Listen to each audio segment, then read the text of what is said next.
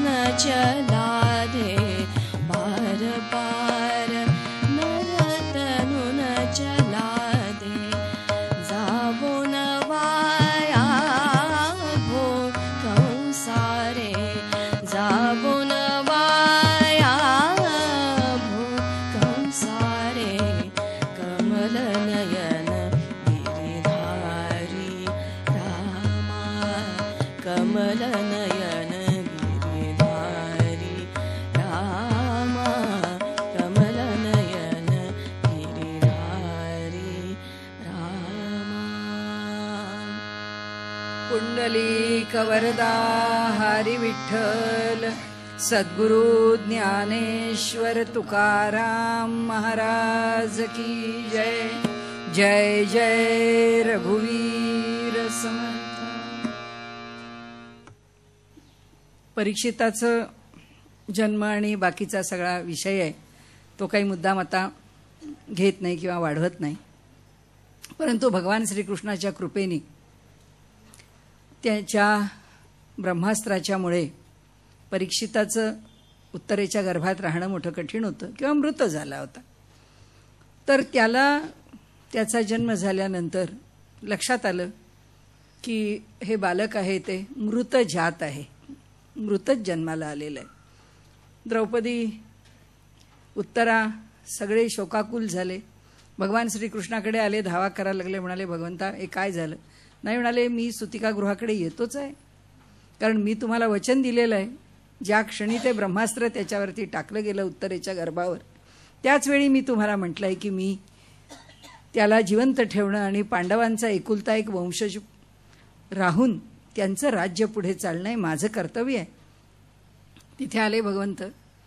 भगवंतांनी संकल्प केला आणि त्यांनी सांगितलं की मी कधी अधर्माने वागलो नसेन तर, मी कधी थट्टेत सुद्धा खोटं बोललो नसेन तर, मी कधीही शाठ्य केलं नसेन तर, मी जर कधीही चारित्र्य संपन्नता सोडून वागलो नसेन तर हे बालक जिवंत व्हावं. अशी फार सुंदर त्यांची जी केलेली प्रतिज्ञा आहे. त्या प्रतिज्ञेबरोबर ते बालक जिवंत झालं आणि मग पुढे परीक्षित मोठे झाले वगैरे. उत्तर जो आहे त्याच्या कन्येशी म्हणजे त्याच्या मामे बहिणीशी त्यांनी विवाह केला. कृपाचार्यांच्यासारख्या श्रेष्ठ अशा ऋषींना आपल्या ठिकाणी बोलावून आणि त्यांच्या अधिपत्याखाली पुष्कळ मोठमोठे यज्ञ केले, अश्वमेधांसारखे यज्ञ केले आणि त्यांनी आपलं जीवन, आपला पराक्रम ह्या संबंध पृथ्वी तलावरती सार्वभौमत्व राज्यामध्ये प्राप्त करून घेऊन त्याचा पराक्रम सगळ्यांच्यामध्ये पांडवांच्या तोडीचा, अर्जुनाच्या तोडीचा असा त्याची कीर्ती दिगंत झाली. आणि तो मोठा सावध होता. जसे पांडव आपल्या राज्यांमध्ये फिरत होते तसाच तोही सतत भ्रमण करत असे. एकदा भ्रमण करत असताना त्यांनी पाहिलं की दिग्विजयाकरता भ्रमण चालत असे, त्याचबरोबर राज्याच्या पाहणीकरता भ्रमण चालत असे, राज्याच्या पाहणीकरता भ्रमण चालत असे. त्या ठिकाणी जेव्हा फिरत होते, ज्या दिशेने ते जात होते, त्यावेळी त्यांनी पाहिलं की एक कुणी राजाचा वेश घातलेला पण कुणी सामान्य आहे आणि तो त्या एक छोटंसं निवेदन आहे. 4191 नंबरची गाडी इंडिगो ही मध्ये लागलेली आहे. इथे आसपास राहणाऱ्या रहिवाशांची अडचण झाली आहे, प्लीज काढावी. नाही काय, त्यांनी राजाचा वेश घेतलाय. एक बैल आहे, एक गाय आहे आणि त्या दोघांना तो धरून मारतो आहे. त्या दोघांनाही असह्य वेदना होत आहेत आणि त्या वेदना बघून तो बैल, ती गाय इकडे तिकडे मदती करता पाहतायत. तर हा राजा तिथे आहे, तो पाहतो आणि तो म्हणतो की ही काय स्थिती आहे, हे का मारतोय हा तुम्हाला? तर म्हणाले, कारण काय, हा बैलही खूपच त्याच्या ठिकाणी वेदनांनी तळमळतोय आणि ही गाय तर थरथरते आहे, बिचारी अशक्त झाली आहे, तिच्या वासरापासून दूर आहे, भुकेली आहे. अशा सगळ्या प्रकाराने तिचं ताडण करून आणि तिला त्रास देऊन हा असा का बरं वागतो आहे, असा त्यांनी प्रश्न केला. आणि त्यांनी तिला पाहिल्यानंतर ते म्हणाले की तुझ्यावरती जो भार आहे, या सगळ्या दुष्टांचा जो भार झालेला आहे, तो भार दूर करण्याकरता म्हणून भगवान श्रीकृष्णांनी जन्म घेतला. असं होऊन सुद्धा आज अनेक दुष्ट दूर झालेले असून सुद्धा अजूनही तुला त्रास भोगावा लागतोय, मला कारण सांगशील का, काय झालं आहे? त्यावेळी पृथ्वी म्हणाली की हे बघ, हा कली आता आलेला आहे. फार सुंदर वर्णन आहे त्याचा, मी आपल्याला भावार्थ सांगते. आणि म्हणाले, हा कली या युगामध्ये अवतीर्ण झाला आहे, त्याचं युग आता जवळजवळ सुरू झालंय. आपण अवतीर्ण का म्हटलं, कारण युगाची सुरुवात आणि युगाचा शेवट याचे सुद्धा 2 संधी असतात. येईल आता आपण कालाचा जेव्हा विचार करू तेव्हा तो विषय आपल्या समोर येईल. त्यामुळे झालाय त्याचा प्रादुर्भाव आणि त्याचे लक्षणं जी आहेत ती आजच उमटतायत, आजच मला कळतायत. आणि तिने सांगितलं की त्याच्या अस्तित्वामुळे काय काय निघून गेलं आहे. तर तिने एक यादी सांगितली आहे, त्याच्यामध्ये फार सुंदर आहे. ते सगळे श्लोक वाचत नाही, मी त्याचा भावार्थ वाचते. त्यांनी असं म्हटलंय की हे धर्मा, त्या जो वृषभ रूपामध्ये बैल रूपामध्ये आलेला जो धर्म आहे त्याला ती सांगते आहे. हा राजा विचारतो आणि लांब उभा राहतो, तो ते ऐकतो. तर तिचं बोलणं तर ऐकतात, दोघंही जण ऐकतायत. ती सांगते की हे धर्मा, तुला सर्व माहिती आहे, तूही त्याच परिस्थितीतून जातोयस, तरी सुद्धा तू मला प्रश्न विचारतोयस. त्या राजालाही कुतूहल आहे, तो तर ह्या देशाचा राजाच आहे, सार्वभौम सम्राटच आहे. पण म्हणाले या कलियुगाच्या प्रादुर्भावामुळे, सुरुवातीमुळे सत्य, पवित्रता, दया, क्षमा, त्याग, संतोष, सरलता, शम, दम, तप, समता, तितिक्षा, उपरती, शास्त्र विचार, ज्ञान, वैराग्य, ऐश्वर्य, वीरता, तेज, बल, स्मृती, स्वतंत्रता, कौशल, कांती, धैर्य, कोमलता, निर्भीकता, विनय, शील, साहस, उत्साह, बल, सौभाग्य, गंभीरता, स्थिरता, अस्तिकता, कीर्ती, गौरव आणि निरहंकारिता, ह्या सर्व गोष्टी कमी होत चालल्या आहेत. ह्या सर्व गोष्टींचा लोप पावतो आहे. आणि त्यामुळे म्हणाली, मी अत्यंत दुःखी झाली आहे. मला दुःखी होण्याचं दुसरं कारण काय आहे? आता तो स्वच्छ पांढरा बैल आहे आणि तो एकाच पायावर उभा राहिला आहे आणि थरथर कापतो आहे.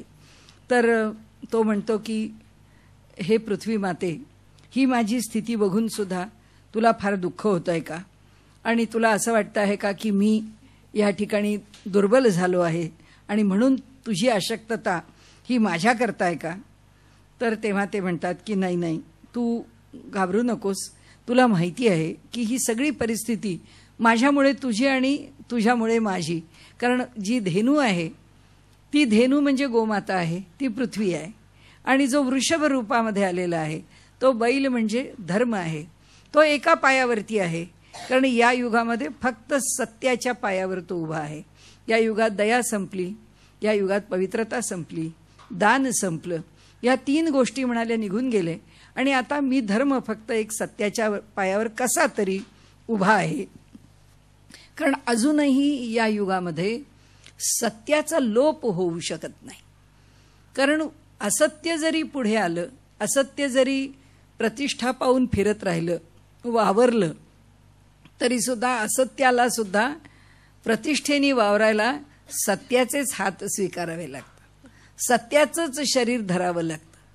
कारण हे सत्य आहे असं म्हटल्यावरच असत्य ठासून सांगता येतं की मी जे सांगतो आहे हे सत्य आहे असं म्हणून तो असत्याचा म्हणजे प्रलाप करतो. तर त्यांनी इथे असं म्हटलंय की नाही, सत्य फक्त राहिलंय आणि हे 3ही पाय गेलेले आहेत आणि त्यामुळे तू एका पायावर फिरतो आहेस. ती म्हणते तरी मला खूप दुःख आहे. आता राजा समोर येतो. तो म्हणतो हे धेनुपुत्रा, आणि तुझी काळजी आता तू दूर ठेव. मला सांग की हा राजा मी पांडवांच्या मध्ये असणारा, त्यांचा वंशज, अर्जुनाचं नाव सांगणारा, हा कुठलाही पांडवांच्या कीर्तीला कलंक लागेल असं काम करील का? कुठलाही पांडव त्यामध्ये दुष्कीर्तीला पोचणार नाही असाच माझा व्यवहार आहे, मी आजपर्यंत करत आलो. तुझ्याकरता मी काय करू? म्हणाले. तर त्यांनी सांगितलं तू काय करावंस माझ्याकरता.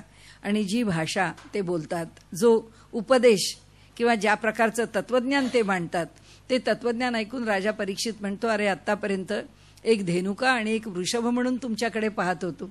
तू वृषभ नाहीस, तर ह्या वृषभ रूपामध्ये साक्षात धर्म आहेस. आणि त्यामुळे एक आहे की तुझ्या या 4 पायांना तप आहे, पवित्रता आहे, दया आहे, दान आहे, सत्य आहे, यातली कोणतेही 4 पाय धरलेले आहेत. कधी कुठे एका 4 पायांचा उल्लेख आहे, कधी दुसरे 4 आहेत, पण सत्य सर्व ठिकाणी आहे, तप सर्व ठिकाणी आहे, दान सर्व ठिकाणी आहे. कुठे शुचिता आहे तर कुठे दया आहे, असा थोडाफार इकडे इकडे फरक आहे. आणि त्यांनी सांगितलं की ह्या कलीवरतीच मी आता अस्त्र उगारतो. हा राजाची वस्त्र नेसून या ठिकाणी उभा आहे आणि हा तुला त्रास देतोय. तो कली समोर आला आणि त्या कलीने ओळखलं, भराभरा आपली राजवस्त्र काढली आणि तो म्हणाला, मी तुम्हाला शरण आलेलो आहे आणि मला अभय द्या, मी चुकलो, पुन्हा माझ्याकडून असं होणार नाही, असं कलीने सांगितलं. तेव्हा परीक्षित राजा म्हणाले की मी ज्या वंशातला आहे आणि माझ्यासारख्या या कुरुवंशातल्या वीरापासून तुला भय बाळगण्याचं कारण नाही, पण म्हणाले ह्या राज्यामध्ये, ह्या राजांमध्ये पण आणि ह्या राज्यांमध्ये पण जी अधर्मता, जो लोभ, जी दुष्टता, स्वधर्माचा त्याग, अशा प्रकारच्या एकापेक्षा एक वाईट गोष्टी ज्या शिरल्या आहेत, त्यामुळे ही राज्यसुद्धा आता योग्य शासन करण्याला राहिली नाहीत अनुकूल, कारण राजेही अनुकूल राहिले नाहीत. त्यामुळे म्हणाले की एक गोष्ट आहे की वाटेल ते झालं तरी माझ्या राज्यामध्ये अजून वातावरण चांगलं आहे, तू माझं राज्य सोडून बाहेर जा. तो कली म्हणाला की मी कुठं जाऊ बाहेर, तुम्ही मला बाहेर जायला सांगता, पण जिकडे नजर टाकू तिथे तुमचंच राज्य आहे, कारण तुम्ही सार्वभौम सम्राट आहात. त्यामुळे तुमच्या राज्याच्या बाहेर मला कसं उभं राहता येईल, कसं जाता येईल, तुमचं आज्ञेचं तर पालन मला केलं पाहिजे, पण मलाही काहीतरी स्थान द्या ना. तर परीक्षित म्हणाले, बरोबर आहे, तुझंही म्हणणं काही चूक नाही आहे, तुलाही स्थान देतो, पण त्या स्थानावरती तुला राहिलं पाहिजे. कुठे द्याल म्हणाले, जिथे द्यूत खेळलं जातं तिथे तू राहू शकतोस, जिथे मद्यपान केलं जातं तिथे तू राहू शकतोस, जिथे व्यभिचार केला जातो तिथे तू राहू शकतोस, जिथे हिंसा केली जाते तिथे तू राहू. तो म्हणाला, या अगदीच डिस्कार्डेड एरियाज आहेत. म्हणाले, तुम्ही मला भलतीकडेच नेऊन टाकून दिलं, मी राहू कसा सगळ्यांच्यामध्ये, मला अजून काही स्थानं द्या की ज्याच्यामुळे मी लोकांच्या मध्ये राहीन. तर त्यांनी सांगितलं, एकच स्थान आहे, ते म्हणजे धन. त्या धनामध्ये एक तू राहू शकतोस, की तो धन ज्याच्याकडे येईल तो त्या कलीचा बळी झाल्याशिवाय राहणार नाही. त्यामुळे म्हणाले, हा असा अधर्माचं कारण असणारा हा जो कली आहे त्याला ह्या 5 स्थानांवरती राहण्याकरता त्यांनी सांगितलं. आणि त्या बैल, तो वृषभ आहे, त्याला जवळ बोलावलं. त्यांनी सांगितलं, तुझे उरलेले 4ही पायांनी तू मजबूत होशील. आता जो थरथरतोयस त्या पायांनी, तोही पाय तुझा मजबूत करतो आणि तुझे 3ही पाय मजबूत करतो. जोपर्यंत मी आहे तोपर्यंत तुला काही भय नाही. प्रश्न विचारला शौनकांनी सूतांना की अहो, हा असा कलीसारखा शरण येतो काय, आणि हा परीक्षित त्याला राहू का देतो, त्याला मारून टाकायचं होतं, त्याला जिवंत का ठेवलं त्यांनी, हा असा शत्रू, हा जिवंत ठेवण्याच्या लायकीचा शत्रू नाही.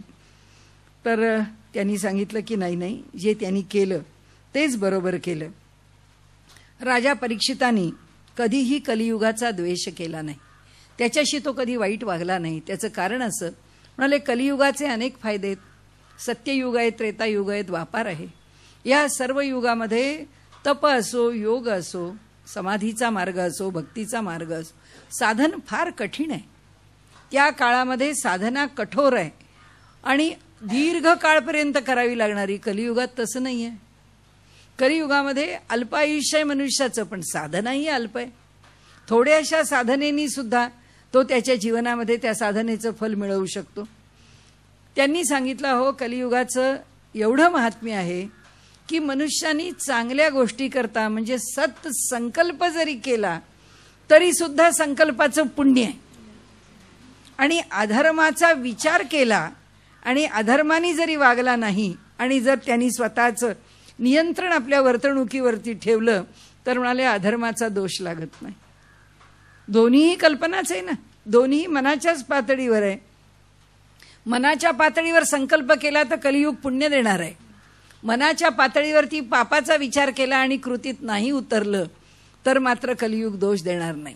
आणि म्हणून कबीरांनी फार सुंदर म्हटलंय, मन गया तो जाने दे, मत जाने दे शरीर, नहीं खींची कमान तो कहाँ से चलेगा तीर. म्हणाले, मन गेलं दुष्ट प्रवृत्तीकडे तर जाऊ दे, काही बिघडत नाही, पण म्हणाले शरीर जाऊ देऊ नकोस. हा कलियुगाचा लाभ आहे. आणि म्हणाले त्याच्याकरता या राजानी, परीक्षितांनी कलियुगाला अभय दिलंय. आणि म्हणून कलियुगामध्ये येण्याची घाई गर्दी सगळे करतात.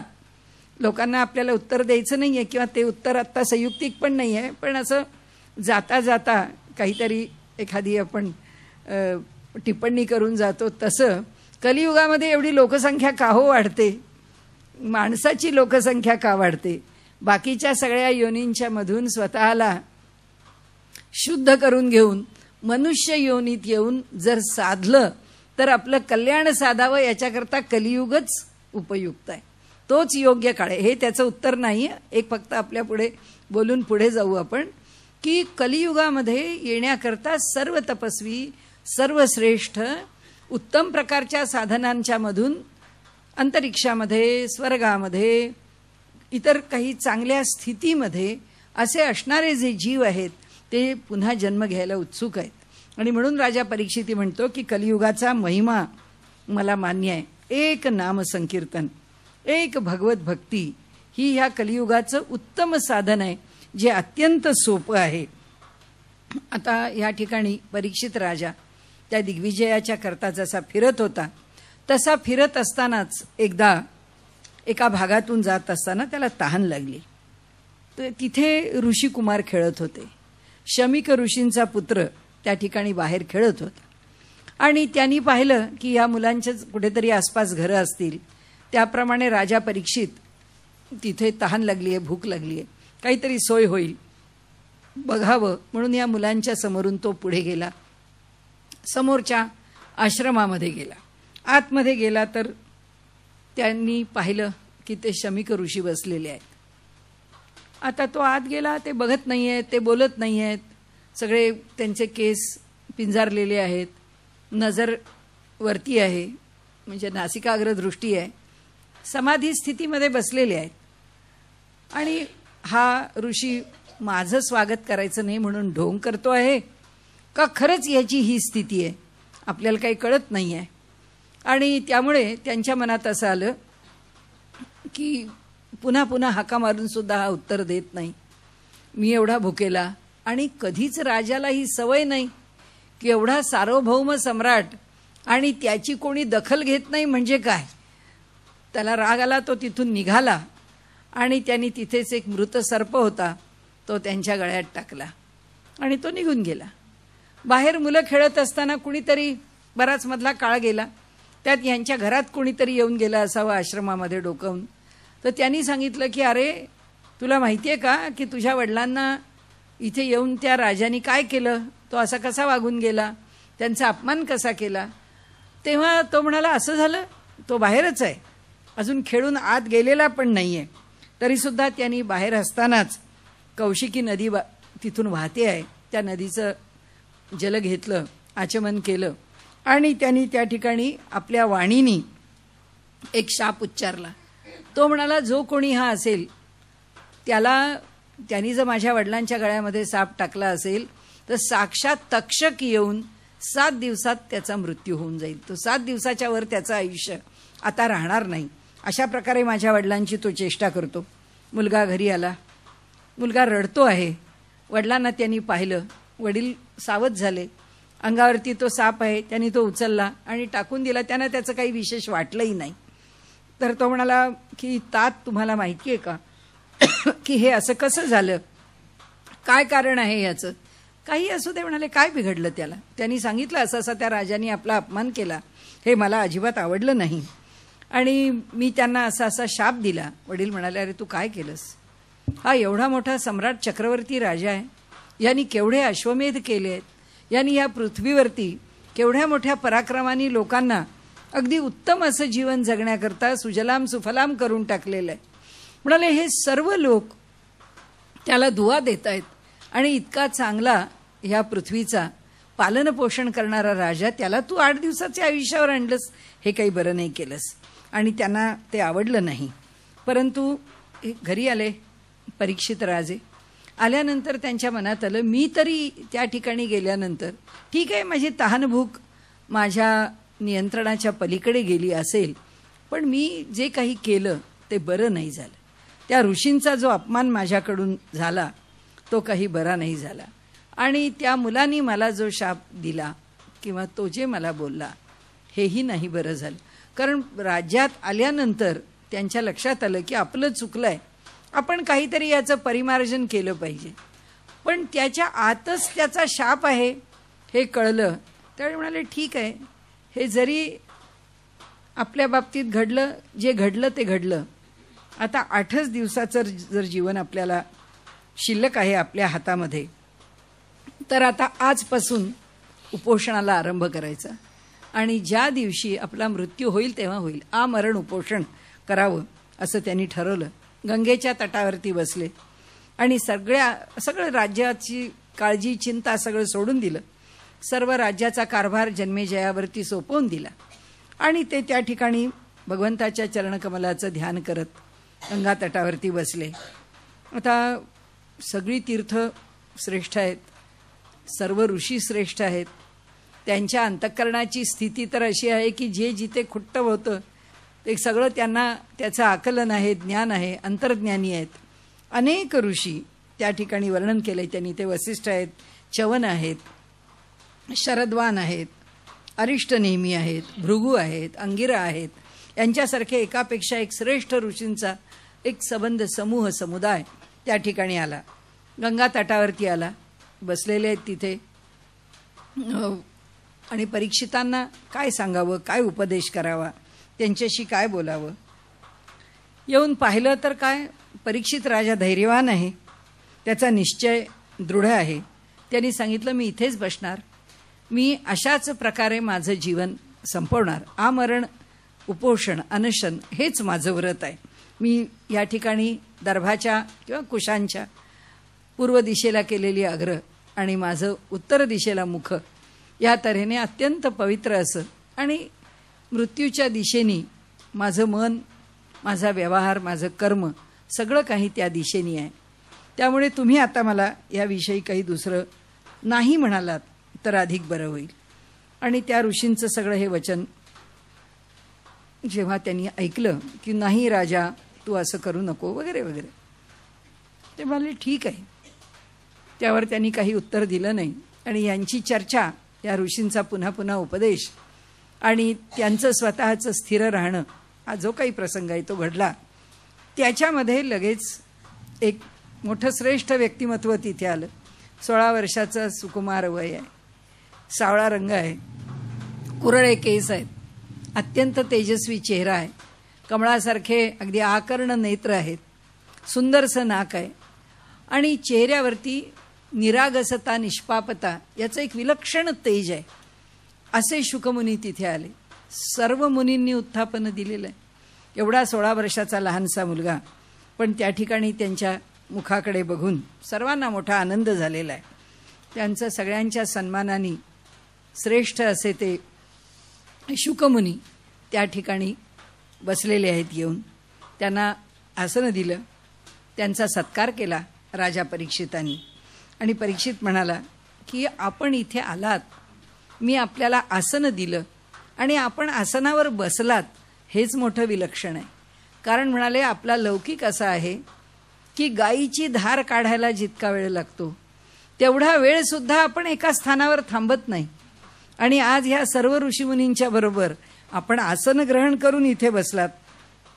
म्हणाले असं कसं घडलं.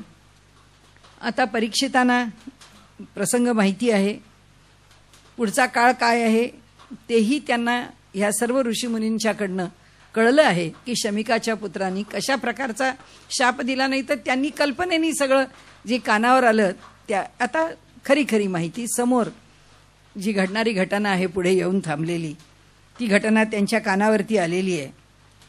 म्हणाले आता आपल्याला जे करायचं आहे ते एकच आहे की जो काळ माझ्या हातात आहे. शुकमुनी म्हणाले काही कमी काळ नाही आहे, 7 दिवसांचा काळ तुझ्या हातात आहे आणि त्यामुळे तुला जे काही जीवनाचं कल्याण करून घ्यायचं आहे ते तू करून घेऊ शकतोस. म्हणाले श्रवण कर, कीर्तन कर, स्मरण कर भगवंताच्या नामाचं. हा मनुष्यजन्म असा आहे की जो ज्ञानानी, भक्तीनी किंवा योगमार्गाने, ध्यानमार्गाने, ज्याच्यावर आपली निष्ठा आहे अशा साधन मार्गाने आपण आपल्या जीवनाचं कल्याण करून घ्यावं. म्हणाले माझे वडील आणि मी, आम्ही दोघंही भगवंताच्या निर्गुण स्वरूपामध्ये रमलेले आहोत. असं असताना सुद्धा आम्हाला ह्या विधिनिषेधाच्या मर्यादा ओलांडणारे आम्ही जे मुनी आहोत त्यांना निर्गुण आणि विधिनिषेधाच्या पलीकडे गेलेले असे आहोत, तरी सुद्धा आम्हाला भगवान श्रीकृष्णाच्या चरित्राचं वेड आहे. माझ्या वडिलांनाही त्याचं वेड लागलं. एवढं सगळं कलियुगाच्या करता पाथेय निर्माण करून ठेवलं वडिलांनी. वेदांचं सुसूत्रीकरण केलं, एवढी पुराणं लिहिली, ब्रह्मसूत्राचं लेखन केलं. म्हणाले अशा प्रकारे 3 प्रस्थानं तत्वज्ञानाची केली. त्याच्याचबरोबर त्यांनी पुराणांच्या निमित्ताने सामान्य मनुष्याकरता जे श्रवण करावं याकरता इतिहास, रामायण आणि महाभारत ह्यासारखे जे मोठे इतिहास आहेत त्याचंही सुसूत्र स्वरूप समोर ठेवलं. त्यांना रामायणावर काही काम करावं लागलेलं नाही, कारण वाल्मिकीचं आहे. त्या काळापर्यंत टिकवून तो इतिहास पुढे नेला. अनेक शास्त्र लिहिली, अनेक शास्त्रांवरती भाष्य केली. ज्याच्यावर भाष्य नाही असं व्यासांना स्पर्शलेलंच नाही, असं वाङ्मयच या जगात नाही. कारण म्हणून व्यासोच्छिष्टम जगत सर्वम केवळ महाभारताकरता नाही, असं एकही भाष्य, असा एकही शास्त्रग्रंथ, असं कोणतंच वाङ्मय नाही वैदिक की ज्या वाङ्मयावरती व्यासांची टिप्पणी नाही, व्यासांची टीका नाही. म्हणाले एवढं कार्य माझ्या वडिलांनी केलं, तसा मी तर उपजतच पूर्णपणे निवृत्तीपर मार्गाने जाणार आहे. असं असताना सुद्धा आम्हाला भगवान श्रीकृष्णाच्या चरित्राने वेड लावलं. याचं कारण असं की माझ्या वडिलांना हे सर्व कार्य केल्यानंतर सुद्धा मनाला समाधान मिळेना. त्यांना असं वाटलं की माझ्या मनाला समाधान कसं प्राप्त व्हावं. वडील असे सचिंत बसलेले असताना नारद महामुनी आले.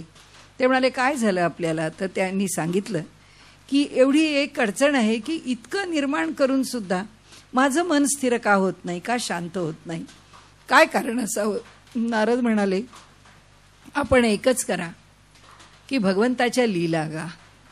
आणि मग म्हणाले माझ्या वडिलांनी ह्या ग्रंथाची निर्मिती केली आणि माझ्यासारखा अत्यंत वैराग्यशील त्याला ह्या ग्रंथाची संथा दिली आणि हा ग्रंथ मला शिकवला.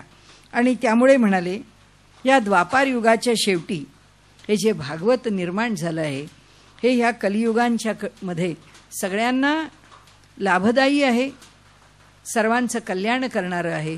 आणि व्यास महामुनींनी जे लिहिलेलं त्यांनी मला शिकवलं आहे. आणि म्हणून हे राजा, ह्या निर्गुण परमात्म्यामध्ये माझी पूर्ण निष्ठा असली तरीसुद्धा श्रीकृष्णांच्या लीला माझ्या हृदयाला आकृष्ट करतात. मी मोहित होतो.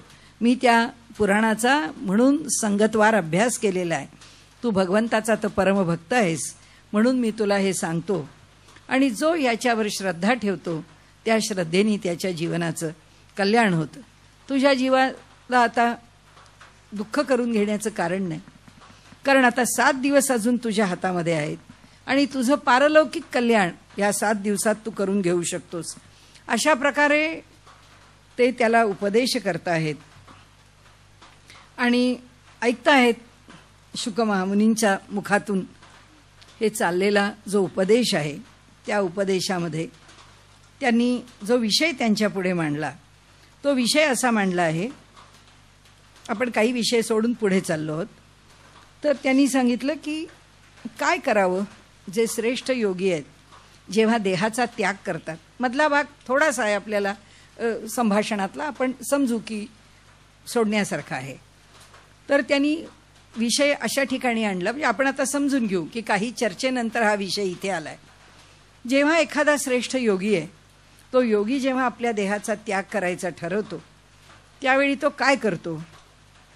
त्यांनी सांगितलं पहिली गोष्ट आहे की तू जसा इथे येऊन बसलास गंगा तटाकी तसा तोही आसन घालून उत्तराभिमुख होऊन पवित्र स्थानावरती बसतो आणि ध्यानाच्या माध्यमाने जर त्याची साधना चालू असेल.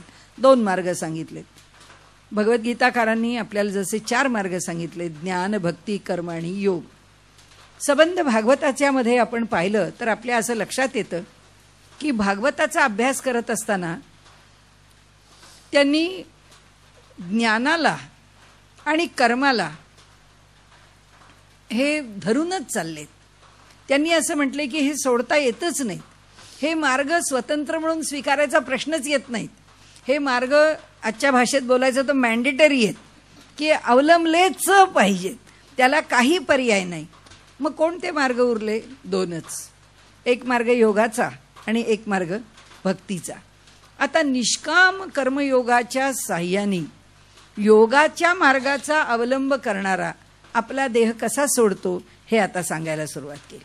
आता ते म्हणतात त्याचा अधिकार आहे, त्याचं आसन जय आहे, प्राणायामाने चित्तशुद्धी झालेली आहे. त्याचबरोबर ज्याच्या धारणा, ज्याचं ध्यान हे समाधीमध्ये परिणत झालेलं आहे, होण्याचं सामर्थ्य आहे, असा योगी काय करतो म्हणाले, आपल्या शुद्ध बुद्धीनी मनाला संयमित करतो. आणि मनाला संयमित करून ती जी बुद्धी आहे ती क्षेत्रज्ञामध्ये म्हणजे आपल्या जीवात्म्याच्या ठिकाणी बुद्धीला स्थापन करतो. क्षेत्रज्ञाला अंतरात्म्याच्या ठिकाणी स्थापन करतो. आपल्या हृदयामध्ये, आपल्या देहामध्ये दोघेही राहतात. जीवात्मा राहतो, परमात्मा राहतो. कसे राहतात?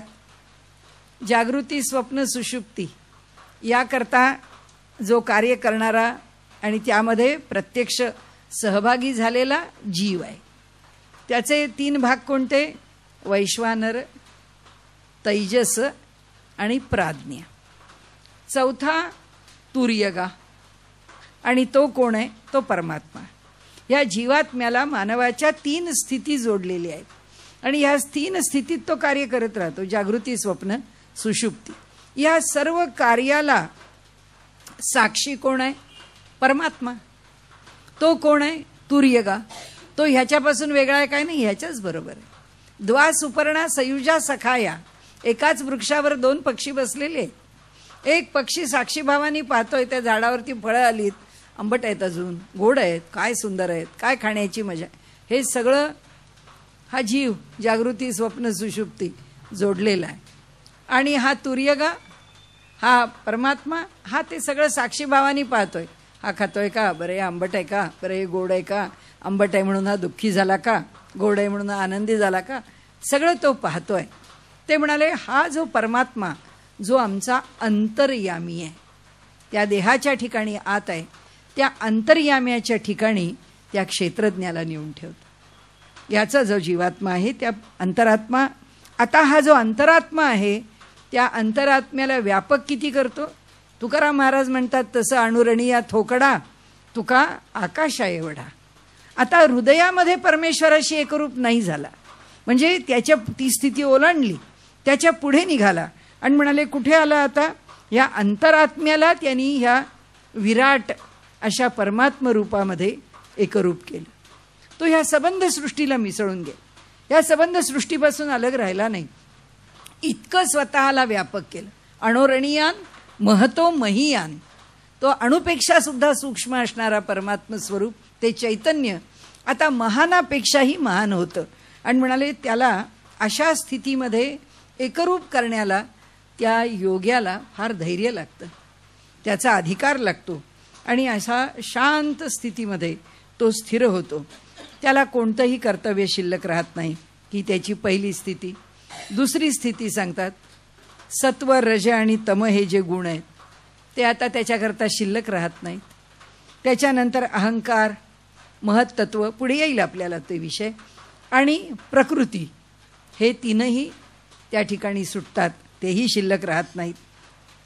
आता म्हणाले त्याच्या ठिकाणी कशाचंही नियमन, कोणत्याही प्रकारचा ह्या सृष्टीशी संपर्क, काळाचा प्रभाव आता काही शिल्लक राहत नाही. आणि मग म्हणाले तो काय करतो की तो योगी आपल्या ठिकाणी जी काही अंतरंगामध्ये असणारी शिल्लक असलेली जी वृत्ती आहे, ती जी वृत्ती आहे ती वृत्ती नष्ट करतो. म्हणजे मनोबुद्धी अहंकार चित्तानी नाहम न वाक्पाणी पादौ न चोपस्थ पायू अहम भोजनम नैव भोज्यम न भोगता. हे सगळं एक एक नाही नाही नाही.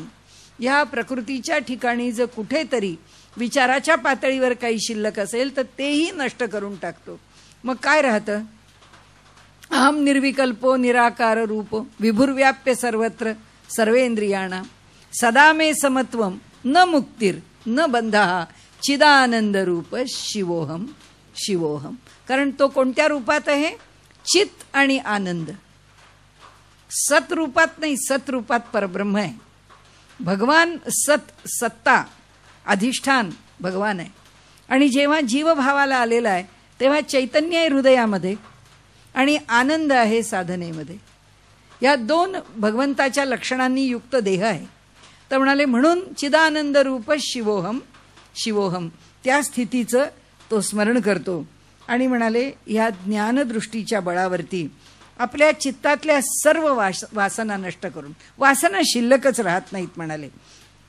आता हा योगी सहजासनामध्ये नाही तर पद्मासनामध्ये नाही तर वज्रासनात बसतो. कारण त्यांनी त्या तीनही आसनांची लक्षणं एकाच शब्दांनी दिली आहेत, म्हणून आपण 3 आसनांचा उच्चार केला इथे. तर त्यांनी सांगितलं की 6ही चक्रांचं भेदन करतो आणि त्याच्या ठिकाणचा प्राणवायू हा षटचक्रांचं भेदन करून निघून जातो. आता 2 प्रकार आले इथे. एक तर ब्रह्मरंध्रामधून बाहेर पडणं आणि त्या ठिकाणी आता त्याचं स्थान कोणतं आहे. हा जो जितेंद्रिय पुरुष आहे तो प्राणवायू त्याच्या मणिपूर चक्र म्हणजे नाभिस्थानापासून वर येतो. वर त्या प्राणवायूला घेऊन जायचं. त्याच्याकरता आपल्या पंचप्राणांच्या मधले म्हणजे प्राण, अपान, व्यान, उदान आणि समान यातला प्रत्येक मानवाकरता जेव्हा देहातला श्वास सोडला की पुन्हा श्वास घेतला जात नाही. म्हणजे मृत्यूच्या वेळी जो श्वास सोडला जातो त्यानंतर देहामध्ये असणारं जे जीवचैतन्य आहे ते कोण वाहून नेतं, ते उदान वायूचं काम आहे. त्यामुळे मृत्यूशी संबंध कोणाचा आहे, उदान वायूचा आहे. तर इथे त्यांनी वर्णन फार सुंदर केलंय. त्यांनी असं म्हटलंय हा योगी सुद्धा आपला जो प्राणवायू आहे तो त्या नाभीच्या स्थानापासून म्हणजे नाभी ठिकाणी असणारं जे मणिपूर चक्र आहे त्या नाभिस्थानाशी असलेल्या मणिपूर चक्रापासून त्या प्राणाला वर वर घेऊन येतो. आणि तो काय करतो, ह्या विशुद्धी चक्रामधून त्या वायूला हळूहळू या टाळूत स्थिर करतो. इथे स्थिर केल्यानंतर त्यांनी असं म्हटलंय की हे सगळं बंद करतो. आता हे जे वरचं मुख आहे, दोन्ही कान बंद, दोन्ही डोळे बंद, नाकपुड्या बंद, मुख बंद, ही 7ही द्वारं इथली बंद करतो. ही द्वारं बंद केली. आता त्याला त्याच्या निवडीचा अधिकार आहे. ही द्वारं बंद करून तो त्या प्राणाला ह्या आज्ञाचक्रापाशी आणतो. इथे तो प्राण जेव्हा येतो तेव्हा आता ह्या प्राणाने काय करायचं, त्याला जर तो प्राण त्याच ठिकाणी इथे टाळूच्या आत असलेला प्राण आता वर नेऊन इथे आलेला आहे. आता इथे असताना त्यांनी भेद करून बाहेर पडायचं का त्यांनी भेद करून बाहेर पडायचं नाही, हे त्याच्याकडे पूर्णपणे स्वातंत्र्य आहे. तो जेव्हा त्या सहस्रार चक्रामधून भेद करून बाहेर पडतो त्याला सद्योमुक्ती म्हटलंय भागवतात. त्या योग्याची ती सद्योमुक्ती आहे. आणि तो इथे सहस्रारामध्ये परमात्म्याच्या ठिकाणी स्थिर करतो आणि ब्रह्मरंध्राचा भेद करून बाहेर जातो. उलट ज्याला आपण ब्रह्मलोकात जावं, सिद्ध पुरुष व्हावं आणि सत्यलोक, तपोलोक अशा सर्व लोकांमध्ये भ्रमण करावं आणि ही संबंध जी 14 भुवनामध्ये विभाजित झालेली ही जी सगळी सृष्टी आहे, ह्या सगळ्या सृष्टीशी संपर्क ठेवावा, त्याचं कार्य करावं असं ज्याला वाटतं तो म्हणाले आपला मन आणि इंद्रिय यांना घेऊन शरीराच्या बाहेर येतो. इथेच पण तिथून तो बाहेर पडतो. त्या योग्याचं जे शरीर आहे ते अत्यंत सूक्ष्म आहे.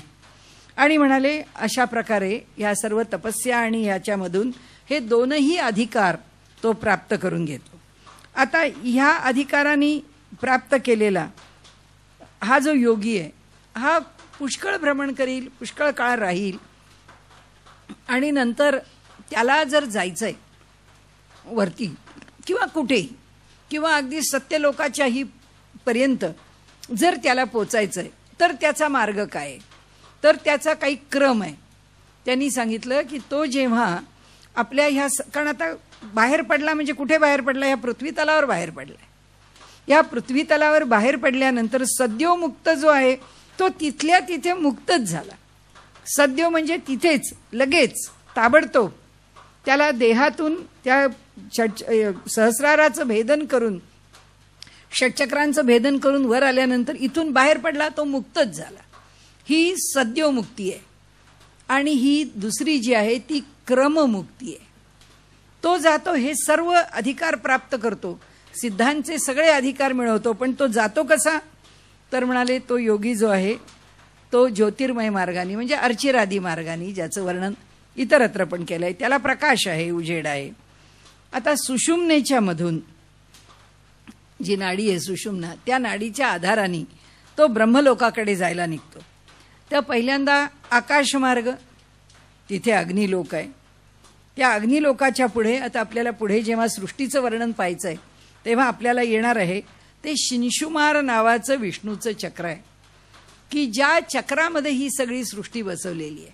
ह्या सृष्टीमध्ये हे सर्वजण कार्य कसे करतात, तो तारे का पडत नाहीत, ग्रह का बरोबर फिरतात, त्यांना त्यांचा केंद्र का आहे, आणि ह्या संबंध ब्रह्मांडाचा केंद्र कोण आहे, ह्या सगळ्याची जी उत्पत्ती त्यांनी सृष्टीची पुढे येईलच. आज आता आपल्याला किती वेळ मिळेल माहीत नाही, परंतु ती जी सृष्टीउत्पत्ती आहे ती सृष्टीउत्पत्ती त्याच्यामध्ये हे शिंशुमार चक्र जे आहे, आता त्याच्यात आपल्याला स्पष्टीकरण मिळेल.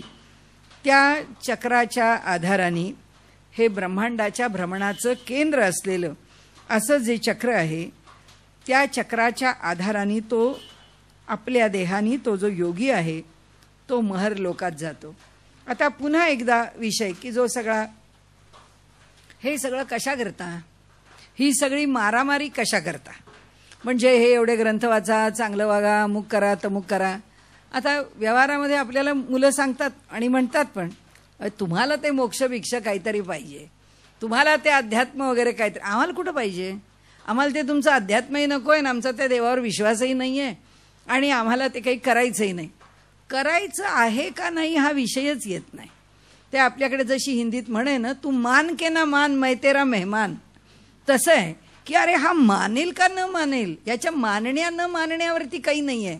अडचण काय आहे किंवा घडणार काय आहे ते असं आहे की हा कर्मलोक आहे, येईलच आपल्याला तेही पुढे, की हा कर्मातून उत्पन्न झालेला लोक आहे.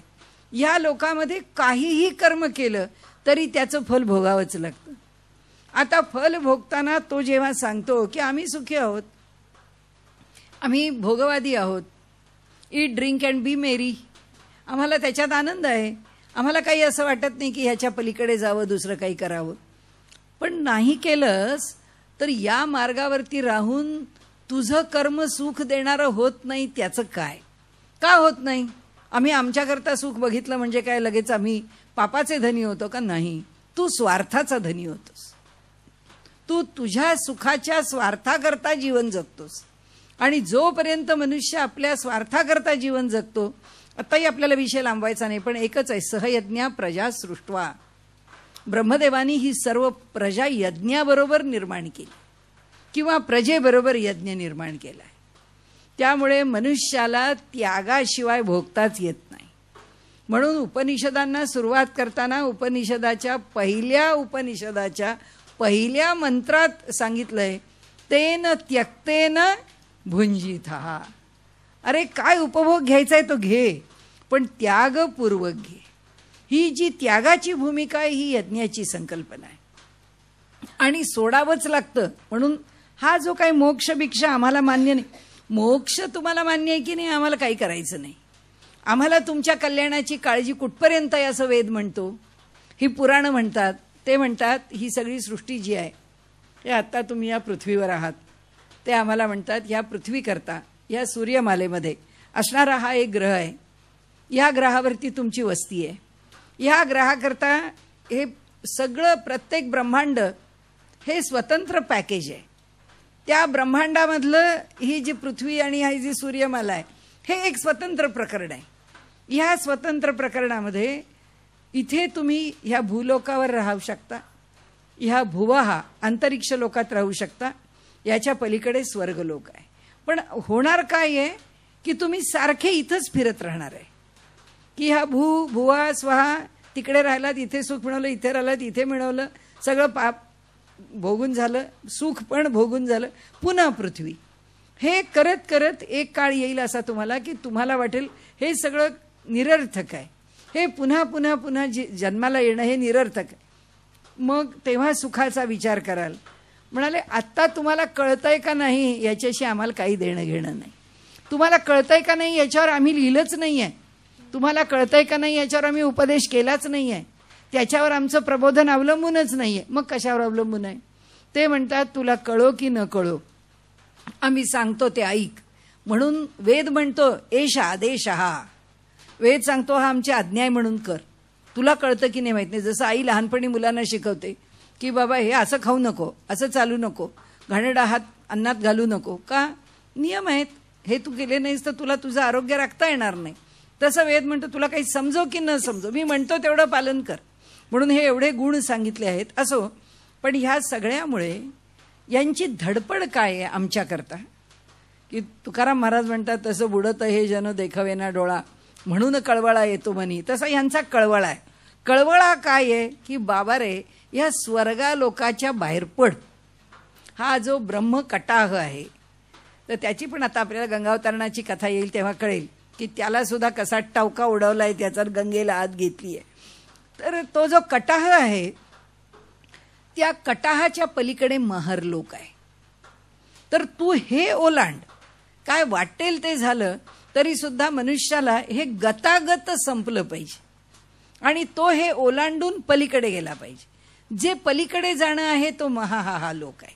म्हणून त्यांनी सांगितलं की या योग्यांना, जेव्हा हा जो योगी आहे ज्याला संचार करायचा आहे, ज्याला ब्रह्मलोकामध्ये जायचं आहे आणि तिथून दीर्घकालपर्यंत ह्या सृष्टीशी किंवा आपल्या देहाशी किंवा आपल्या विचारांशी, भूमिकेशी काही असेल की त्यांनी जे योजलं असेल त्याप्रमाणे सकाम भक्तीमध्ये भक्तीशी तो जर जोडलेला असेल, तर तसं राहायचं असेल तर त्याला काही झालं तरी तो कटाह ओलांडावाच लागतो. म्हणून आता त्यांनी सांगितलं की हा योगी काय करतो, तर तो योगी ब्रह्मलोकाला जेव्हा जायचं आहे त्यावेळी तो हा जो महरलोक आहे तो महरलोक आधी ओलांडतो, तिथपर्यंत जाऊन पोचतो. मग आता एक लक्षातच ठेवायचं, भागवत कशा करता, स्वर्गात पोचण्याकरता नाही. म्हणून भगवंताची भक्ती ती येईलच आपल्याला पुढे उपदेश रूपानी सुद्धा. पण पुन्हा पुन्हा एकच आपल्यावरती बिंबित केलं आहे की हे गतागत नाही, हे ओलांडून पलीकडे गेलं की मग पलीकडे कोणत्याही क्रमाने पुढे जा, पण पुन्हा इथे यावं लागणार नाही. हा दुःखात्मक, सुखदुःखांनी संमिश्र असलेला असा जो लोक आहे, या लोकाचा भोग भोगू नका, याच्या पलीकडे जा. असो, आता त्यांनी सांगितलं की तो तिथून निघतो आणि तिथे जाऊन एक कल्पपर्यंत ज्यांचं आयुष्य आहे अशा देवता तिथे विहार करत असतात आणि त्यांच्याबरोबर हा विहार करत राहतो. म्हणजे ज्यावेळी हे संपूर्ण ब्रह्मदेवाचा एक कल्प संपतो, तोही काळाचे आपण मोजमाप पुढे बघणारच आहे. ज्यावेळी हा कल्प संपतो तेव्हा सर्व देवता, जेव्हा प्रलय काळ जवळ येऊन ठेपतो तेव्हा सर्व देवतांना कळतं की आता हा जो शेष आहे त्याच्या मुखातून आता आग उत्पन्न होतीये. या ठिकाणचा जो लोक आहे हा सर्व लोक आता प्रलय काळामध्ये नष्ट होणार आहे. हे सगळं बघून हे जे योगी लोक असतात, हे जे सर्वत्र विहार करत असतात, ते ब्रह्मलोकामध्ये निघून जातात. त्यांनी जो स्वतःला हा जो स्वातंत्र्याचा भाग घेतलाय ना, म्हणजे वैराज्यम, स्वराज्यम, पारमेष्ठ्यम, राज्यम, महाराज्यम, आधिपत्यम, हे सगळं इथे जसं म्हणतो तसं तिथं पण आहे की एकापेक्षा एक स्वतंत्रतेचं सामर्थ्य आहे. त्या सर्व सामर्थ्यानिशी ते विहार करतात. ते सगळं बाजूला ठेवून आता ब्रह्मलोकाला, आता कुठे यायचं नाही कारण हे सगळं संपणार आहे, आणि म्हणून ते निघून जातात. आणि जे सिद्धयोगी आहेत ते सुद्धा ब्रह्मलोकामध्ये आपला निवास करतात आणि अशा प्रकारे तो सत्यलोकात गेल्यानंतर निर्भय होतो. शुकमुनींनी सांगितलं की राजा परीक्षिता, अशा ह्या दोन गती आहेत की ह्या दोन गतींनी मनुष्य आपलं जीवन संपवू शकतो.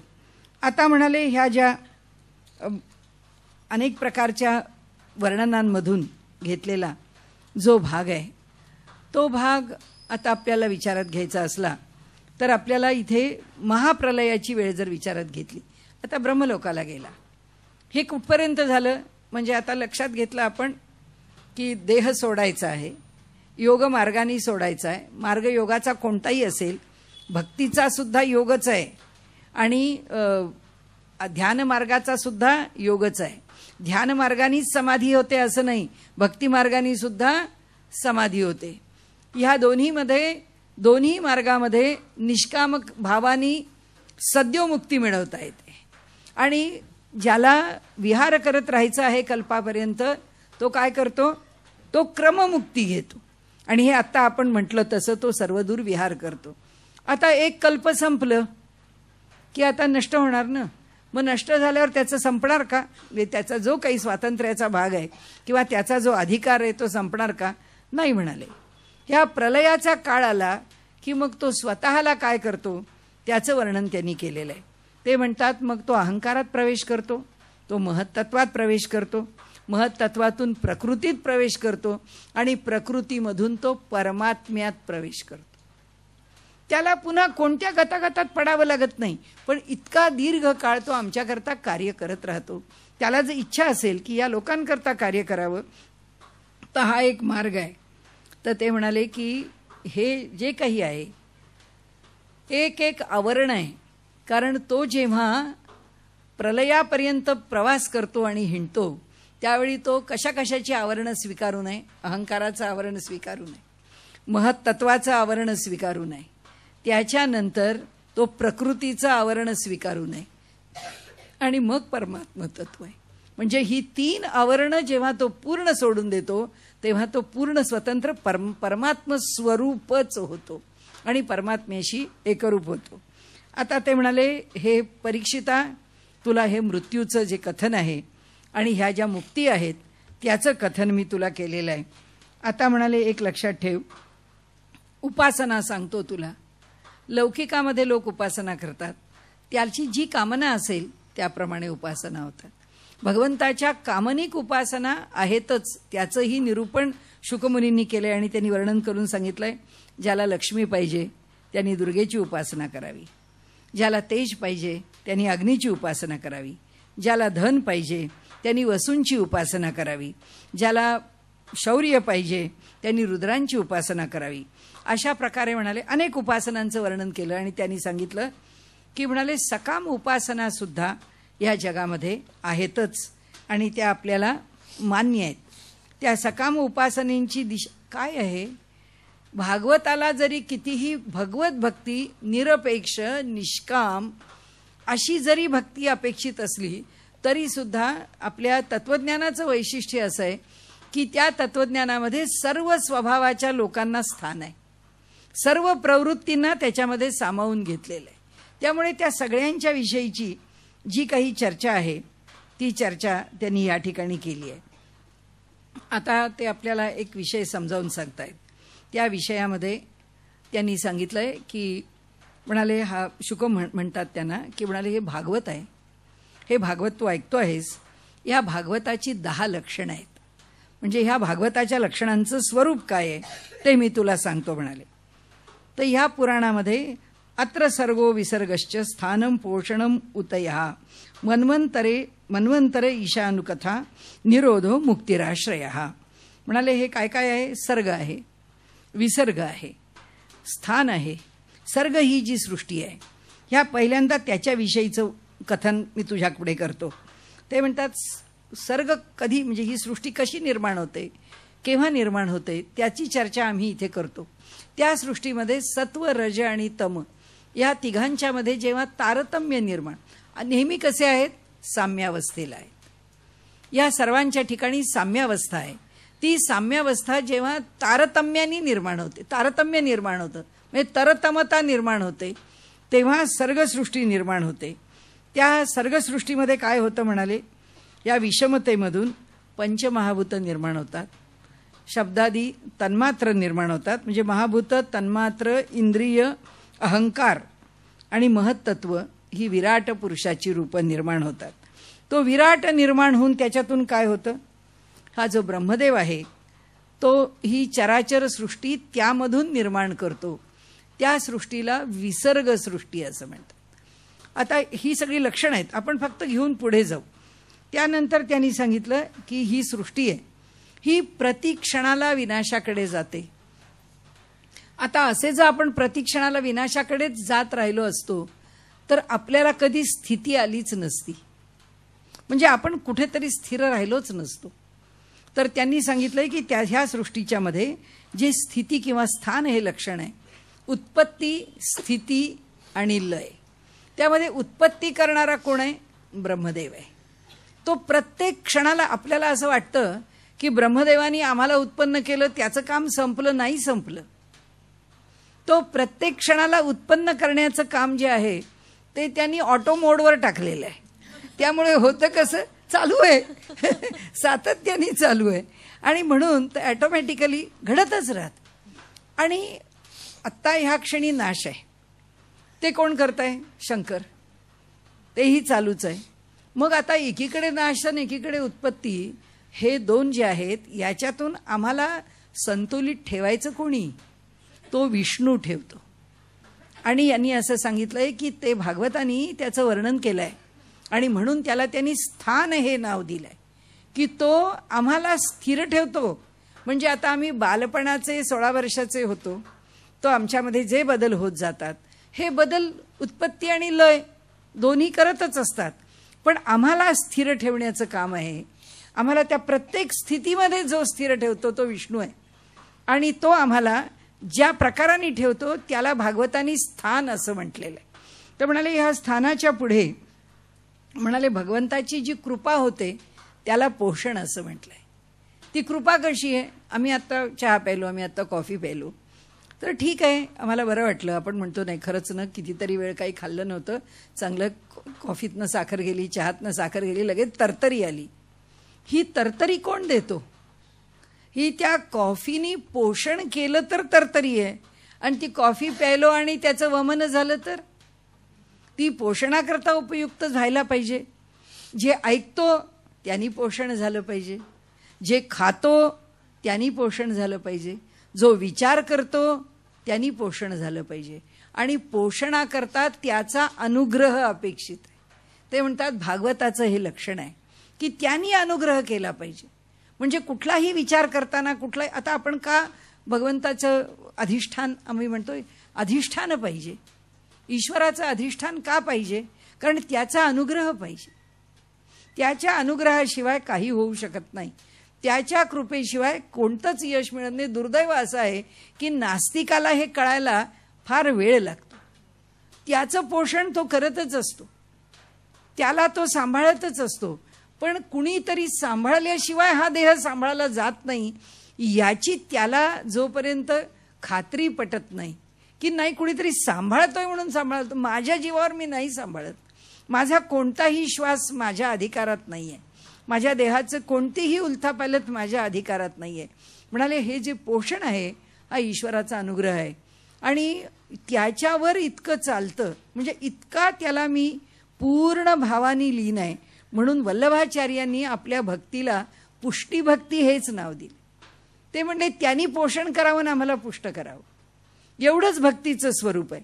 दुसरं स्वरूप ते मान्यच करत नाहीत. आणि ते म्हणतात आपल्याला जर ही पुष्टी कळून घ्यायची असेल, ह्या भागवतामधून जर आपल्याला ते पोषण समजून घ्यायचं असेल तर आम्हाला शरण या, आमच्या संप्रदायात या. तुम्हाला आमच्या संप्रदायाशिवाय भगवंताची पुष्टी करणार नाही. त्यामुळे हे पोषण आहे. या पोषणाच्या पुढे आता विषय सोपे आहेत. आता मन्वंतर आहे, म्हणजे भगवंतानी काय, आता स्थूल विषय आहे की एक कल्प आहे, एक संबंध ब्रह्मदेवाचा दिवस आहे. त्या ब्रह्मदेवाच्या दिवसामध्ये या संबंध सृष्टीचं अनुशासन करणारा मनू आहे. असेच 14 मनू त्या एका ब्रह्मदेवाच्या दिवसात होतात. म्हणून ही मन्वंतर हे भागवताचं लक्षण आहे. आपण काय प्रत्येकाची वंशावळ वाचणार नाही, पण म्हणाले भागवताचं वैशिष्ट्य काय, तुम्ही एक राजा घेतला की तुम्हाला लगेच त्याची वंशावळ मिळेल. तुम्ही त्याची वंशावळ कळून घेण्याकरता सुद्धा भागवत आहे असं म्हटलं तरी चालेल. इतक्या सर्व राजांचे वंश, त्या वंशामधली त्यांची कर्तबगारी, त्यांचा पराक्रम, त्यांचं योगदान, या सगळ्या विषयी म्हणाले आम्ही चर्चा केली आहे. असं आमच्या भागवताचं मन्वंतर नावाचं एक वेगळं लक्षण आहे. आणि त्याच्यानंतर ते म्हणतात की उती, त्याच्याविषयी आम्ही चर्चा केली आहे. उती म्हणजे काय की मनुष्याला त्याच्या इच्छा आकांक्षा त्याला कुठे ना कुठेतरी अडकवून टाकतात, कर्मामध्ये अडकवतात. म्हणजे मला काहीतरी खावंसं वाटलं की झाली धडपड सुरू आहे, हे हॉटेलमध्ये मिळतं, हे घरी मिळतं, हे कॉन्टिनेंटला आहे का, हे साऊथ इंडियन आहे का, हे इटालियन आहे, आलं ना. त्या त्या भोजनाप्रमाणे त्याच्याकरता धडपड करणं आलं, त्या प्रकारच्या हॉटेलमध्ये जाणं आलं, तिथून आणणं झालं, नाही तर आपल्या घरात बनवणं आलं. म्हणाले माणसाला वासना या कर्माच्या बंधनात कशा टाकतात. आणि ते जे कर्माचं बंधन आहे ते बंधन मनुष्याला कसं खेचत नेतं आणि हळूहळू त्याच्या वासनांवरती तो स्वार झाला तर तो मनुष्य सारखाच कर्माच्या बंधनात अडकत जातो. आणि त्याला ते बंधनात अडकला की मग त्याचा अधःपात कसा होतो. पुराणांनी आपली व्याख्या करताना लक्षणांमध्ये एक पुराणांचं लक्षणच सांगितलंय की म्हणाले, आपल्या धर्मानुसार आचरण करून योग्य मार्गाने जाणारा मनुष्य आपल्या जीवनामध्ये यश कसं संपादन करतो. आणि समजा तो त्या मार्गाने गेला नाही आणि अन्य मार्गांचा त्यांनी अवलंब जर केला तर त्या मार्गाने त्याचा अधःपात कसा होतो ह्याचंच वर्णन पुराणांमध्ये कथाभागांनी सांगितलं जातं. की मनुष्याने ते ऐकावं की मग माणसाला कळतं, बघा चांगली वागणारी माणसं त्या दिशेने गेली, वाईट वागणारी माणसं ह्या दिशेने गेली आणि त्यांचा कसा अधःपात झाला. आणि ते सांगतात त्याच्याकरता या ज्या उती आहेत, उती म्हणजे वासना, या आमच्या कर्माला बांधणाऱ्या वासना आहेत, आम्हाला त्या कर्माशी जखडून ठेवणाऱ्या वासना आहेत. आता ते म्हणतात की इथे भगवंताच्या ज्या वेगवेगळ्या अवतारातल्या कथा आहेत, 10 अवतार भगवंताचे भागवतांनी सांगितलेत, त्यांना ईशानु कथा असं म्हटलेलं आहे. नंतर म्हणाले की जी निरोध आहे तो निरोध तुम्हाला सांगायचा तर आपल्या सर्व उपाधींच्या सहित मनुष्य जो व्यवहार करतो त्या सगळ्यांचा त्याग करून, त्या सगळ्यांचा निरोध करून ईश्वर शरणता स्वीकारणं याला निरोध असं म्हणतात. आणि ते म्हणाले की अज्ञान, आमच्या कल्पना, भोक्तृत्व, म्हणजे आमच्या कल्पना काय आहेत, मी कर्म करतो म्हणजे कर्तृत्व आणि भोक्तृत्व आणि हे माझं आहे हे अज्ञान, अशा ह्या 3 गोष्टी आहेत की ह्या तिघातनं आम्हाला बाहेर काढावं लागतं की हे कर्तृत्व माझं आहे, हे भोक्तृत्व माझ्या करता आहे आणि हे मी करतो म्हणून होतं आहे, हे माझ्या कर्तृत्वामुळे होतं आहे, हे माझ्या कर्मामुळे घडतं आहे. हे जे माणसाला सतत वाटत राहतं ते आमचं मूळ स्थायी अज्ञान आहे. तर त्या अज्ञानामधून आम्ही बाहेर पडणं म्हणजे मुक्ती आहे. की हे आम्ही काही करत नाही, जे काही घडतं आहे ते सगळं घडवणारा तो वेगळा आहे. त्यानंतर त्यांनी सांगितलं की याच्यातून बाजूला होणं, या भूमिकेतून बाजूला होऊन कोणत्याही बंधनाच्या अतीत जाणं म्हणजे मुक्ती आहे. आणि त्याच्या पुढे त्यांनी सांगितलंय की हा जो आश्रय आहे तो भगवंताचा आश्रय आहे. की उत्पत्ती स्थिती आणि लयाला कारण असणारं हे जे परब्रह्म आहे त्या परब्रह्माशिवाय मी कोणीच नाही. तो एकटा एक माझा आश्रय आहे, तो एकटा एक माझा आधार आहे. तो एकटा एक माझा आधार आहे असं वाटणारे आणि या दिशेने जाणारे आणि तिथे जाऊन ज्या भक्तीचा त्यांना लाभ होतो आणि ते जसे श्रेष्ठ भक्त बनतात त्या भक्तांचं वर्णन म्हणाले आम्ही भागवतानी केलेलं आहे. त्यामुळे या भागवतामध्ये या सर्व गोष्टींचा आम्ही पुन्हा पुन्हा विचार केलेला आहे. तर ते सांगतात की इथे हा जो आश्रय आहे हा एक परमात्मा, याच्याशिवाय दुसरा कोणी नाही, हे धरून जर आम्ही राहिलो तरच ह्या भागवताच्या भक्तीचं सार्थक आहे. त्याचं कारण आहे इथे फक्त जाता जाता सकाम भक्ती सांगितली आहे, पण भागवताला सकाम भक्ती मान्य नाही आहे. त्यांना शुद्ध भक्ती पाहिजे, कुठलाच विनिमय नाही, कुठलाच व्यापार नाही, भगवंताकडनं काही मिळवायचं नाही, फक्त भगवंतावर प्रेम आहे म्हणून, भगवंत माझा आश्रय आहे म्हणून. यामध्ये या गोष्टी सुटता कामा नयेत, या गोष्टींच्या पलीकडे मनुष्य जाता कामा नये. अशा प्रकारे त्यांनी या ठिकाणी वर्णन केलंय आणि आम्हाला भागवताची 10 लक्षणं सांगितली आहेत. फार त्याच्यामध्ये पडावं असं नाही, आपण पुढे जाऊ आणि त्यामध्ये जो पुढचा विषय आहे त्याच्या आधी थोडं भजन करू. श्रीराम जय राम मनमोहना, श्रीराम जय राम मनमोहना, श्रीराम जय राम मनमोहना, श्रीराम जय राम मनमोहना, श्रीराम जय राम मनमोहना, श्रीराम जय राम मनमोहना,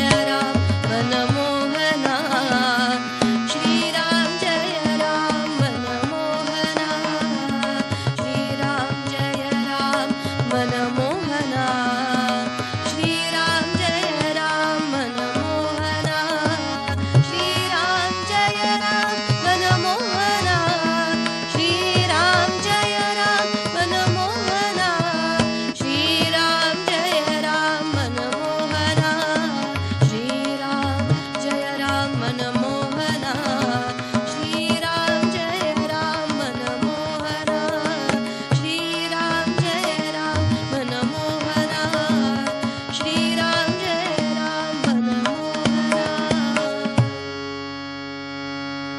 आता सर्व ठिकाणी एक विषय सामान्य असतो, सर्व पुराणांमध्ये, सर्व उपनिषदांमध्ये, तो म्हणजे सृष्टी निर्माण कशी झाली. किंवा या सर्व ठिकाणी 5 विषयांना प्राधान्य आहे. एक जीव, जगत, जगदीश्वर, साधना आणि मोक्ष. हे सर्व ह्या तत्वज्ञानाचे 5 विषय आहेत. की जीव कसा, जीवाचं स्वरूप काय जाणून घ्यावं. ही सृष्टी कशी, सृष्टीचं स्वरूप काय जाणून घ्यावं. नंतर ह्या सृष्टीच्या बरोबर जो परमात्मा आहे, जे ब्रह्म आहे, त्याचं स्वरूप काय हे जाणून घ्यावं. जगदीश्वर कोण आणि त्याच्या पलीकडे परब्रह्म कोण, या दोघांमधलं अंतर काय जाणून घ्यावं. आणि मग त्याला जाणून घेण्याचा मार्ग काय, तो साधना मार्ग. आणि त्याच्या पुढे जाऊन मोक्ष म्हणजे फल काय. या सर्व सृष्टीमध्ये, या जीवनामध्ये आम्ही जो आलेलो आहोत, त्याच्या पलीकडे आम्हाला जे मिळवायचं आहे सुख, किंवा एक शाश्वत स्थान, किंवा आमची स्थिती, आमचं अस्तित्व कोणत्या रूपामध्ये शिल्लक राहू शकतं, आम्ही कोणत्या रूपामध्ये शिल्लक ठेवू शकतो, याच्या संदर्भामध्ये आम्हाला जो विचार करायचा आहे तो त्या मोक्ष शब्दाच्या खाली किंवा त्या संकल्पनेमध्ये आम्ही करू शकतो. या सर्व गोष्टींच्या बरोबर आता जो उद्याचा आपला मुख्य विषय आहे, कारण आज आपली वेळ संपत आलेली आहे, त्यामुळे आता आपण फक्त थोडासा विषय घेऊ. तो विषय असा की त्याची सुरुवात करू की सृष्टी निर्माण कशी झाली. भागवतानी सृष्टी निर्माण जी झालेली आहे ती आदी नारायणापासून निर्माण झालेली आहे. तो जो क्षीरसागरामध्ये निवास करून राहिलेला आहे, शेषावरती शयन करून राहिलेला आहे, त्या क्षीरसागरामध्ये आपण उद्याला जेव्हा बघू तेव्हा जे आमचं ब्रह्मांड तयार होतं, म्हणजे काय तयार होतं, अशी जी ब्रह्मांड आहेत ती ब्रह्मांड त्या क्षीरसागरामध्ये जसे भोपळे तरंगत असावेत पाण्यावरती, तशी ती अनंत ब्रह्मांड तरंगत असतात. आणि तो कसा आहे, अनंत कोटी ब्रह्मांडाचा नायक आहे. त्यामुळे त्याच्या ठिकाणी हे इतक्या प्रकारची ब्रह्मांड निर्माण करण्याचं लीलया, तो लोकवत्तू लीला कैवल्यम, की त्याच्या ठिकाणी सर्व गोष्टी सहज, लहान जन्माला आलेलं, नुकतंच जन्माला आलेलं मूल, ज्याच्या ठिकाणी कोणताही अजून विचार संकल्प निर्माण पण झाला नाही, तरी सुद्धा ते मूल जसं आपला पायाचा अंगठा तोंडात घालतं, नाही तर बोटाचा अंगठा तोंडात घालतं, काय ह्या कृतीला, त्याला काय हेतू आहे, काही नाही. हे जसं त्या बालकाची लीला आहे, तसं ही सर्व सृष्टी निर्माण करणं ही भगवंताची लीला आहे. तो त्या क्षीरसागरामध्ये शयन करू नये. जेव्हा एक ब्रह्मांड 1000 वर्ष त्या ठिकाणी राहिलेलं असतं, ते सुद्धा त्यांची दिव्य वर्ष, मग ते जेव्हा पक्व होतं कालानी, आणि मग जेव्हा त्याच्यातून सृष्टी निर्माण व्हायची असते, तर ती सृष्टी निर्माण करतो तो परमात्मा, करवतो ज्याच्याकडून तो ब्रह्मदेव.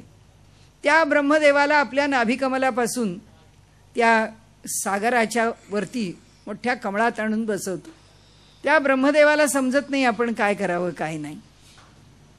आता भगवंत सांगतो तुला सृष्टी निर्माण करायची आहे, कशी करू, तप तप कर. तप करतो. तपानी त्याला जे जे काही हळूहळू हळू कळायला लागतं, त्याप्रमाणे सृष्टी निर्माण करायची आहे. आता भगवंत सांगतो की तुझी सृष्टी कशी निर्माण होईल ते तुझं तुला बघायचं आहे. आणि मग तो एक एक संकल्पना, एक चिंतन, त्याचा एक विचार, एक वृत्ती ही ह्या सृष्टीतल्या विविधतेला निर्माण करते. ती कशी होते, धाता यथा पूर्वकल्पवत, की ब्रह्मदेव सृष्टी ही जशी पूर्वकल्पात निर्माण केलेली होती, मध्ये झोपला होता कल्प संपल्यानंतर, त्यानंतर आता पुन्हा सृष्टी निर्माण करण्याकरता पुन्हा चक्र सुरू झालं.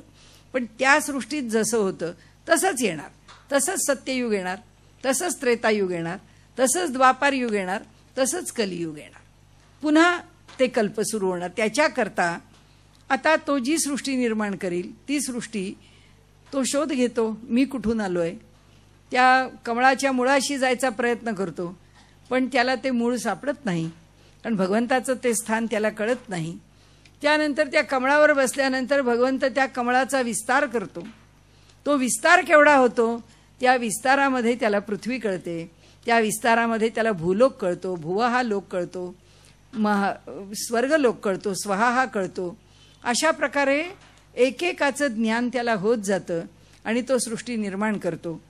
आता आज आपला विषय इथे थांबेल आणि आपल्याला उद्याला विषय ह्या सृष्टी, आजचा थोडासा भाग होता सृष्टी उत्पत्तीचा, पण थोडा आपल्याला उशीर झाला त्यामुळे तो झाला नाही. उद्याला घेऊ ना, पण तरी काही भाग आपण भराभरा घेतलाय. तर इथे एकच होतं की आश्चर्य असं आहे की आज या काळामध्ये ही सगळी साधनं हाताशी घेऊन आईन्स्टाईन सारखे शास्त्रज्ञ आता अगदी अलीकडे आले म्हणून की जेव्हा या सृष्टीचा विचार करतात त्यावेळी ते स्पेस अँड टाईम या दोघांशी त्याची रिलेटिव्हिटी, त्याचा संबंध, सापेक्षता ही जोडतात. आणि हे सगळं जे जगत आहे ते स्पेस टाईम बाउंड आहे असं म्हणतात. त्यांनी 2 विषय घेतलेत आपल्याबरोबर, आणि काल आणि हे जगत असं घेऊन त्याच्याकरता निर्माण करण्याकरता ज्याला त्यांनी मॅटर म्हटलं आहे त्याला आम्ही द्रव्य म्हटलं आहे. ते वस्तू मात्र आहे. आता उद्याला आपण जेव्हा बघू त्यावेळी आज सृष्टी निर्मितीच्या प्रक्रियेमध्ये कोणत्या कोणत्या गोष्टींना अंतर्भूत केलं आहे आणि आमच्या पुराणांनी त्याचा किती बारकावा बघितला आहे आणि त्यांनी किती गोष्टी त्याच्यामध्ये अंतर्भूत केल्या आहेत त्याचा विचार आपण उद्या करू. आज आपण आता आरती करूया. कृष्ण गोविंद. कृष्ण गोविंद गोपाल गाते चले, कृष्ण गोविंद गोपाल गाते चले, मन को विषयों के विष से हटाते चले, मन को विषयों के विष से हटाते चले, कृष्ण गोविंद गोपाल गाते चले, कृष्ण गोविंद कृष्ण गोविंद.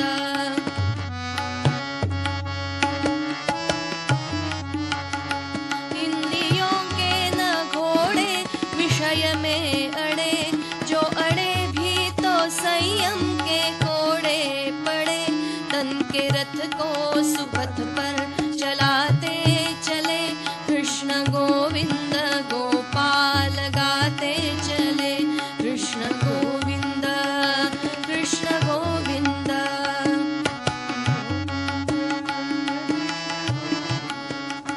नाम जपते रहे, काम करते रहे, पाप की वासनाओं से डरते रहे, सद्गुणों का परम धन कमाते चले, कृष्ण गोविंद गोपाल गाते चले, कृष्ण गोविंद कृष्ण गोविंद.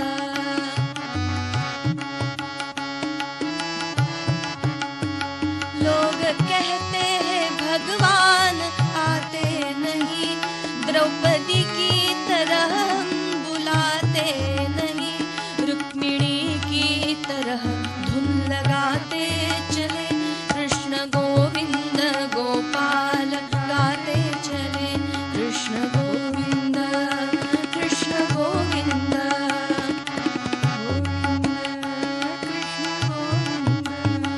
लोग कहते हैं भगवान खाते नहीं, बिल्ली की तरह हम खिलाते नहीं, शाक प्रेमी विदुर सम जिमाते चले, कृष्ण गोविंद गोपाल गाते चले, कृष्ण गोविंद कृष्ण गोविंद.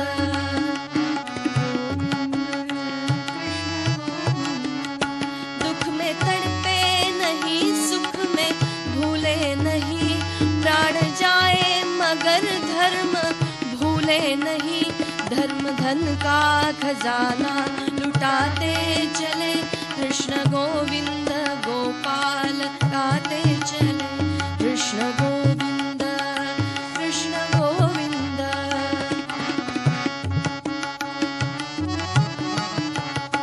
वक्त आएगा ऐसा हम भी पाएंगे प्रभु को कभी ना कभी, ऐसा विश्वास दिल में जमाते चले।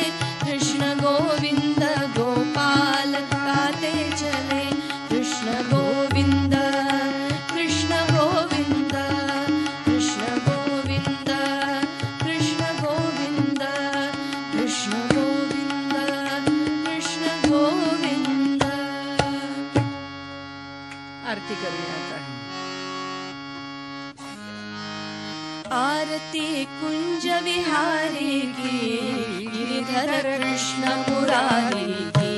आरती कुंज विहारी की, गिरिधर कृष्ण मुरारी की। गले में वैजयंती माला, बजावे मुरली मधुर वाला। श्रवण में कुंडल झलकाला, श्रवण में कुंडल झलकाला। नंद के नंद आनंद के कंद, मोहन ब्रज चंद राधिका रमण बिहारी की। गिरिधर कृष्ण मुरारी की, आरती कुंज विहारी की। गिरिधर कृष्ण मुरारी की। भ्रमर सो राधिका चमक रही आली, गगन सम ठाड़े वनमाली, लगन में ठाड़े वनमाली। भ्रमर सो अलक कस्तूरी, तिलक चंद्र सी झलक ललित छवि श्यामा प्यारी की। गिरिधर कृष्ण मुरारी की, आरती कुंज विहारी की। गिरिधर कृष्ण मुरारी की। कनकमय मोर मुकुट बिलसे, देवता दर्शन को तरसे। गगन से सुमराशि बरसे, गगन से सुमराशि बरसे। बजे मुरचंग मधुर मृदंग, वालिनी संग अतुल रति गोप कुमारी की। गिरिधर कृष्ण मुरारी की, आरती कुंज विहारी की। गिरिधर कृष्ण मुरारी की। जहाँ ते प्रगट भई गंगा, कलुष कलिहारिणी श्री गंगा। स्मरण ते होत मोह भंगा, स्मरण ते होत मोह भंगा। बजे शीश जटा के बीच, रहे अधकीच चरण छवि श्री बनवारी की। गिरिधर कृष्ण मुरारी की, आरती कुंज विहारी की। गिरिधर कृष्ण मुरारी की। चमकती उज्ज्वल तट रेणु, बज रही वृंदावन वेणु। चहुदिसि गोपी ग्वाल धेनु, चहुदिसि गोपी ग्वाल धेनु। हसत मुख मंद यशोदानंद, देवकी छंद भक्ति गोपिका कुमारी की। गिरिधर कृष्ण मुरारी की, आरती कुंज विहारी की। गिरिधर कृष्ण मुरारी की, गिरिधर कृष्ण मुरारी की। जय हो जय श्री भागवता, आरती करू तुझ भगवंता। जय हो जय श्री भागवता, आरती करू तुझ भगवंता। श्री शुक मुनीने परम भक्तीने, नाना परीने गायले जा हरिचरिता। आरती करू तुझ भगवंता, जय हो जय श्री भागवता। आरती करू तुझ भगवंता। वेद तरुचे मधुर फळ, स्वादुर से जे सोज्वळ। आत्मा राम मुनी सकळ, सेवुनी झाले जन सुफळ। पहा पर्वणी आली अवनी, ही अखहणी भवचल तरणी ही पतिता। आरती करू तुझ भगवंता, जय हो जय श्री भागवता। आरती करू तुझ भगवंता।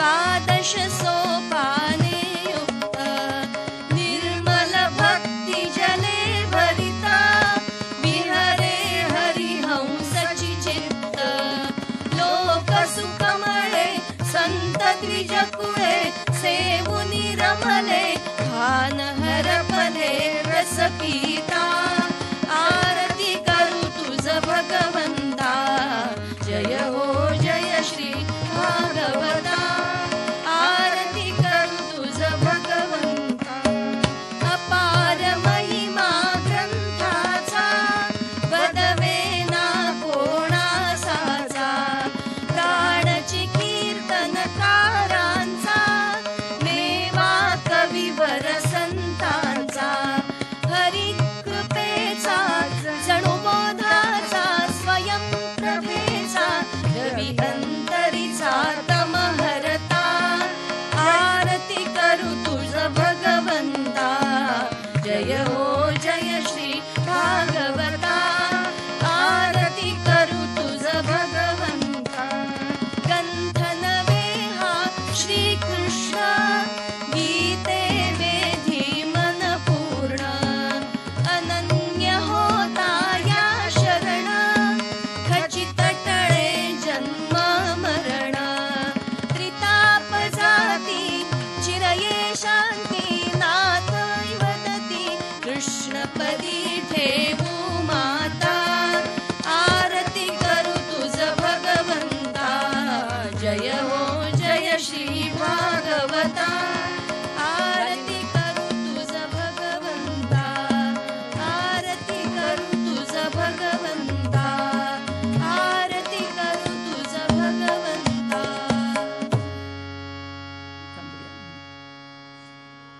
गोपाल कृष्ण भगवान की जय शुक महामुनि की जय जय जय रघुवीर समर्थ